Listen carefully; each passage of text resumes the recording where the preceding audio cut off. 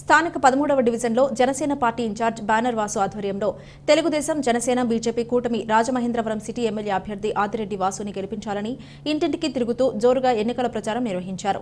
ప్రతి ఇంటికి వెళ్లి సూపర్ 6 కరపత్రాలు పంపిణీ చేశారు. ఈ కార్యక్రమానికి ముఖ్య అతిథులుగా మాజీ డిప్యూటీ మేయర్ టీడీపీ రాష్ట్ర కార్యదర్శి వాసిరెడ్డి రాంబాబు తనయుడు వాసిరెడ్డి బాబీ, విఎల్పురం చంటి హాజరయ్యారు. టీడీపీ 13వ డివిజన్ ఇన్ఛార్జ్ కప్పల వెలుగు కుమారి, స్థానిక నాయకులు నగరబోయిన రామకృష్ణ, రాయి Appanna, Borra Chinni, heritage Srinu, banner Bobby, banner Manu, 13వ division Ambedkar Nagar Janasena youth friend circle పాల్గొన్నారు. ఇంకా ఇక్కడి నుంచి కరెక్ట్గా ఈ రావణ కష్టానికి ఇంకొక 2 నెలల సమయం మాత్రమే ఉన్నది.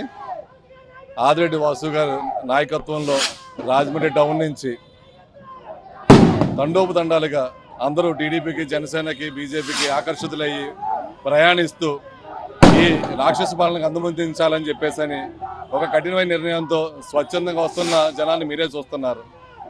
రానున్న రోజుల్లో ఆంధ్ర భవిష్యత్తే మారిపోతుంది. ఆంధ్రప్రదేశ్ ఒక రాజధాని ఏర్పడాలన్నా, విద్యార్థులకి అలాగే నిరుద్యోగులకి అవకాశం రావాలన్నా చంద్రబాబు నాయకత్వంలోనే సాధ్యంగా అవుతుంది. అలాగే అందరూ కూడా సైకిల్ గుర్తుపై ఓటేసి, అలాగే అన్న నందమూరి తారక రామారావు గారు తనయ్య పురంధేశ్వరి గారికి ఎంపీగా పోటీ చేస్తున్నారు. ఆవిడికి కమలం గుర్తుపై ఓటేసి అందరూ గెలిపించాల్సిన కోరి ప్రార్థిస్తున్నారు. తెలుగువాడు ఆత్మగౌరవాన్ని దశ దిశ సాడి చెప్పిన నాయకుడు నందమూరి తారక రామారావు గారు ప్రవేశపెట్టిన పార్టీ తెలుగుదేశం పార్టీ. ఈ రోజున తెలుగుదేశం పార్టీ కార్యకర్తలు మరి వార్డుల్లో వెళ్తూ ఉంటుంటే ప్రజలు నిరాశనాలు పడుతున్నారు. ఎందుకంటే తెలుగుదేశం పార్టీకి ఎందుకు ఓటు వేయాలని వారే మాకు ముందుకు వచ్చి చెబుతూ మరి హారతులు ఇస్తున్నారు.